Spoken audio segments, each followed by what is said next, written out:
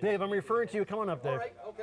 Yes, sir. My cameo appearance? Yeah. Dave, I'm referring to you as the village historian. Is that all right? Oh, that's pretty scary. That's pretty lofty scary. title. Yeah. But I'm sure there are a lot of people around here that if I don't know the answer, I can invent one. Oh, you're gonna. Yeah. Oh, These guys will all back me up. Well, I'd like to know what makes you the village historian. Well, I grew up here, spent my whole life so far, as they say, here. Yeah. My first house was 22 Arlington Street down here.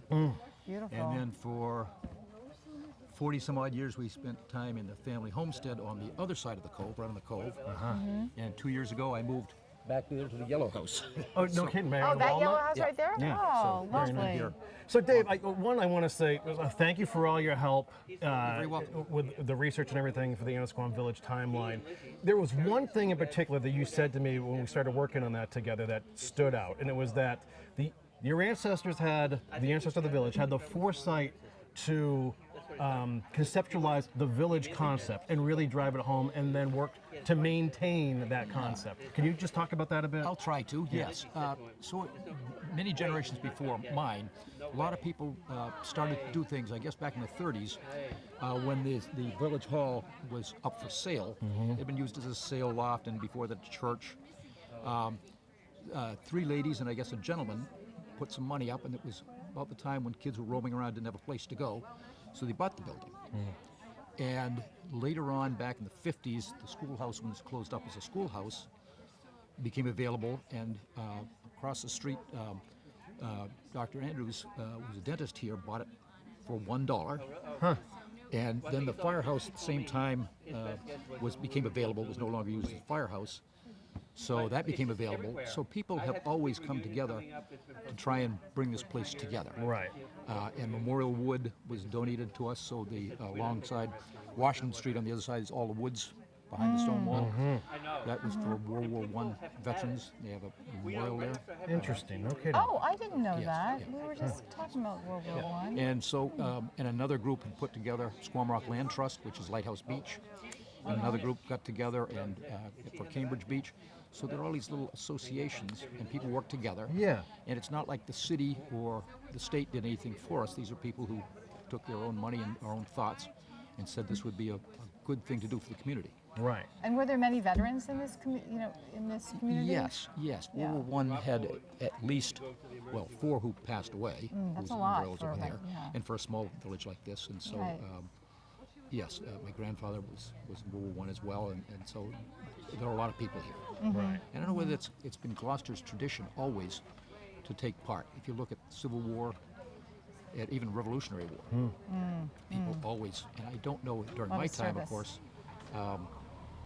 ROTC, Army ROTC at high school was mandatory for 3 years. Right. That's so interesting. So, so we have a lot of people who end up going into the services. Yes. Can I ask a Go question? right ahead, I'm please kind do. of curious, Dave. When was the shift to more of a summer community? I realize it's not entirely a summer community, and maybe you're No, testament to it's. that. I've watched it Yeah, ebb and flow. yeah. So when I was born in 1947, I was a war baby, and growing up here, there were probably a third of the houses were dark at night. So it had been a very big summer community. We had a lot of hotels here. People would come up from New York and Philadelphia and various places that live. In those times, they came up by train, typically with their trunks, and they'd be here for 2 months. Right. And they'd This stay is in the before big World old War II. hotels. Yeah. Yes, before World War II, I'm sorry, Yeah, yes, yeah. 1890s or so. Yeah. And with the Depression and then World War II following it, a lot of these places closed up. People stopped coming up. And it had been, always had a artistic community. I mean, you can read about the schools, various artists who came here every summer. But after World War II, a lot of places were closed up. And then I watched people opening up summer cottages as I was a teenager. So we had a huge inflow of teenagers here in the summer. It was wonderful for me. Oh, yeah. Yeah. And This is back when the village hall was also a pool hall. well, yes. Shortly after Keep you those guys times, out of trouble. would try and keep us Or out at of least trouble. contained. Yes. And with the yacht club down here, it was great because at those times, with I say all the war babies, there were junior yacht clubs all around the place. So there were dances almost every week between here and fun. Sandy Bay and Manchester Bath and Tennis and Bass Rocks Yeah. and Eastern Point. So it was a great place to grow up as a kid. Yeah. Yeah. So Dave, when you see all these things that happened years ago, the sewing circle, the seafair, They've all I mean, and to see that still continue now, Yes. and just the way the village participates in perpetuating and maintaining the buildings, how's that feel to be a part of that? Well, it's great. It's great. And my parents, so everybody gives back, as it turns out. I can remember as a kid, my parents, for the Seafair, for instance, they were responsible for bringing these cold drinks from Twin Lights. And so they had a big fish barrel here Rest that they in used to peace. soak the fish in to salt it before they dried it. So my dad worked in the wharf, and my family had been involved in the fishing business for a long time. So they were responsible for bringing this big tub up, fill it with ice, and so cold drinks out of that. Then my dad ended up serving as director here and the president of the Village Hall Association, and served until his death. And I came along right behind him. So I was president of originally the Village Hall Association, then president of the Annisquam Association now, which sort of owns the buildings, if you will. And so everybody gets back. Yeah. And the Seafair has been, Seafair I think it just celebrated its 175th year, Yes. which is And amazing. there was some talk about that was the longest continuously running village fair. Right. And so there's a, It's amazing. but it's people. It's an interesting village anyway. But everybody sort of grew up with the fact that we give back and try to make these things happen. Yeah. And there are many generations in this village too, right? yes. You know, which is that doesn't happen in many places anymore. That's correct. That's Yeah. correct. And it's we're going through another evolution. So it used to be when the summer cottages were opened up again through the 50s, 60s, and 70s, and then it's gone through another morph where it's become a very desirable place to be in this feeling of village, which is great. However, it's bothersome to me. So the next generation coming along maybe can't afford to be here, and I think Right. we see that all through Boston. The squeeze is on for The sure. squeeze is on, Right. and so it's very difficult to raise children, get them through school, and Support buy a second house, and home. oh, by the way, save for college, all this kind of stuff. So Good luck. yes, so I bend over backwards to try and see that we encourage younger people to be here. Yeah. But I wanted to ask another point too. Like, you think of the iconic points of Annisquam, Squam Rock, and the lighthouse, of course. The footbridge too. Yes. And so you were born just after the drawbridge was done away with, right? There was a drawbridge there. Oh yes, and I drove across it. Yeah. I used to I used to row to work across the cove. No kidding. And ran the marina side of when it was a bigger operation. It was a grocery store. We had a meat cutter there and a fish cutter and whatever.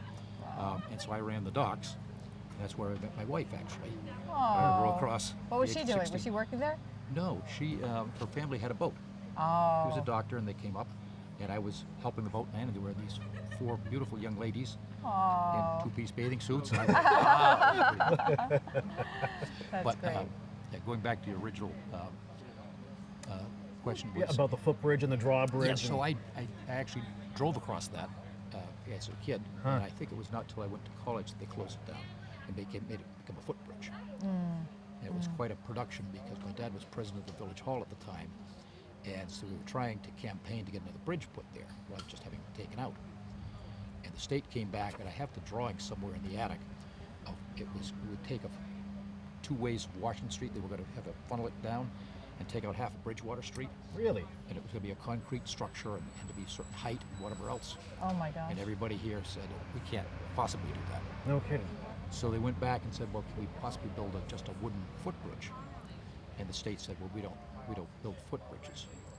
So my dad went to Bar Harbor, Maine, Funny. Yeah. and spoke to the people in Bar Harbor, because going across Bar Harbor is a footbridge Yeah. connecting the 2 sides of the harbor. And so the state got together, Maine came back and said, well, this is how we did it. And sure enough, Massachusetts was able to do that with matching funds, and so now we have the footbridge. Yeah. And when was that built? Oh boy. I thought it was like 46 or so, but I think I'm No, wrong. it goes back because. Oh, not the footbridge, the drawbridge. I'm sorry. Yeah, So the there drawbridge was a taken drawbridge. out. There was a Yeah. drawbridge. They Taken stopped out. using the drawbridge, I think, in the That's what I 30s think and it 40s. was. Yeah. And And you then it could was just- drive and across then it you at could one still point. drive across it, Yeah, okay. yes, yeah. All right. Yeah, interesting. So, Dave, we appreciate your time. no problem. We're going to come back, obviously, at some point, and we're going to have to tap your shoulder again because there's so many little facets about the history here. Great. And it's also just great to see the buildings here thriving, and the Village Hall especially, Yeah, knowing and that you've been we're delighted because, quite frankly, we've had more occupancy in this building in the last 20 years. The idea is to try and get as many things going on here as nice. possible. And That's it is. great. And the Historical Association is revamped, and a lot of people, a lot of interest there. The library's open now 2 days a week, so things are happening. It's a beautiful building. It That's is a the fast- library there, right? Well, Or that's the in the library, Historical Society. it's the end of the Village Hall building. Yes, that is gorgeous. Yes, yeah. And I love the Leonard School, the old Leonard School. great yeah, fun, yes. and it's my favorite shopping. Oh, good. The I'm glad Annisquam to hear that. Exchange. We're going to Yeah. get Bud to ring the bell at some point, maybe when the show yes. ends. Oh, that'd be Very nice. good. So, All Dave, right. thanks so much for You're your very time. welcome. We Thank you. really appreciate Thank you you. having here with us. Yeah. Awesome. Take care.